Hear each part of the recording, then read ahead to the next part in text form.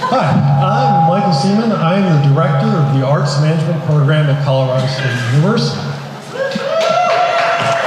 Today, I'm going to talk about the holistic power of music venues and the challenges they'll be up against.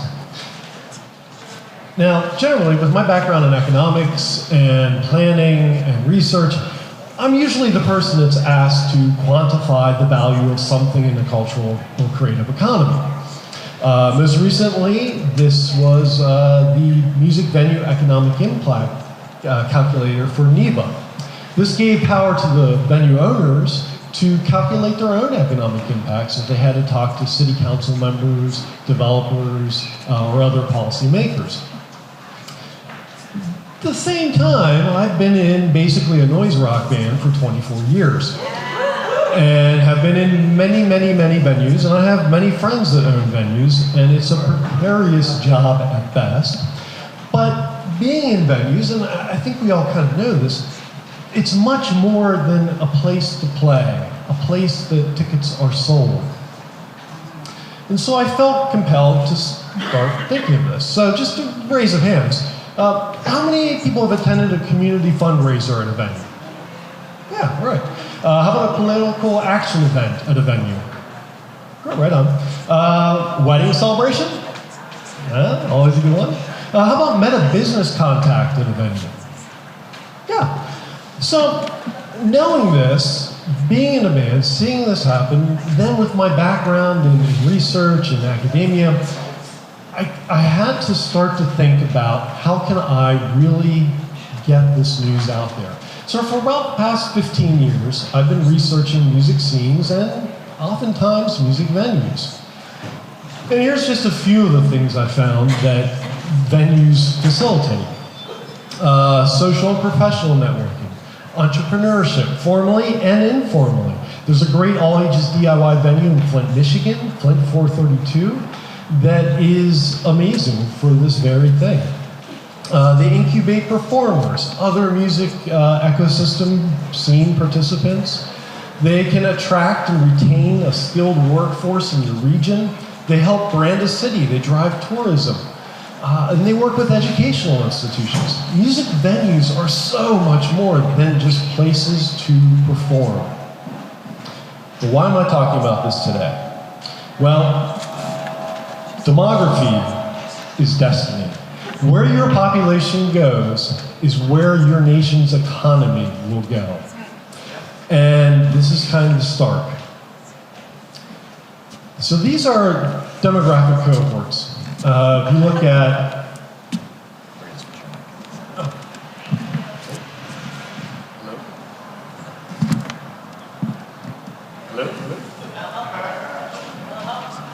Yeah? Oh, there, all right. I feel like I'm on a game show. Demography is destiny. So if you look at the baby boomers, quite large. Generation X, we were just, hanging on a flippity flop. No one really cared about us. But then you had the millennials, much bigger. Generation Z, Gen Z, big. Generation Alpha, this is a problem. This is what people are starting to call the demographic cliff. Generation Alpha is unbelievably small in the United States. Everyone in this room will be affected by this, most likely not in a positive way. It is just starting.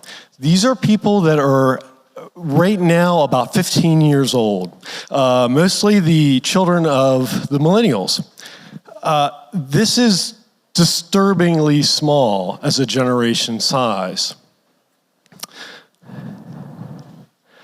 Now, it gets worse if you own a venue. Right now, we have between 18 and 34.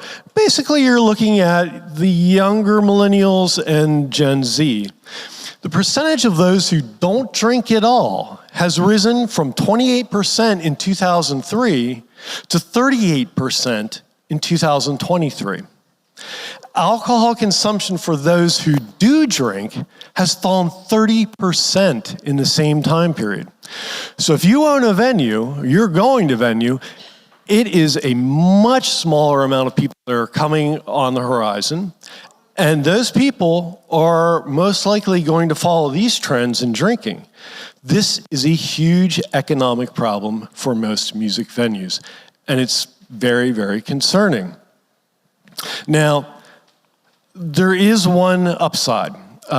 Generation Alpha is pretty interesting. It's the most diverse, ethnically diverse generation in US history. They are digital natives. 74% of Generation Alpha at this age are already looking for ways to get offline. They don't want to be around. They want to build things. They want to participate with each other.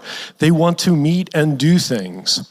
And they already have a substantial financial footprint. They'll have money to spend. They want to do things. They will continue the experience economy that was started with millennials.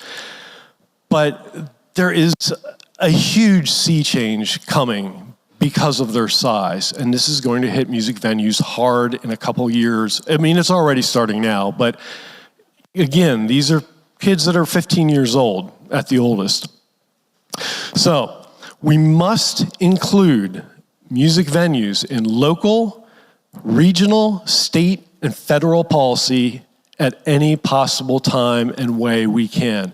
We have to start thinking about that. It is time. Europe, other regions in the world do this. The United States has to do it. SFOG was fantastic, $16 billion. It's about time. We have to continue this line of thinking. At the same time, music venues have to be rethought as well. And I know, talking with some of you, talking with my friends, this is already happening. How do you address people that don't drink? How do you address things that maybe are more than music? Things like, I'll date myself, hackathons. Still something that this younger generation are interested in. They're interested in building, in communicating, collaborating. Now, I'll leave you with one more statistic.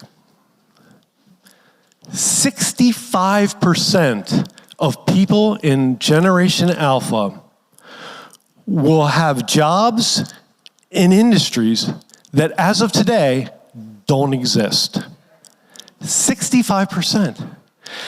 I am willing to bet that a couple of those percentage points are going to be developed when a couple of kids get together at a music venue and start thinking and having ideas and then making it happen.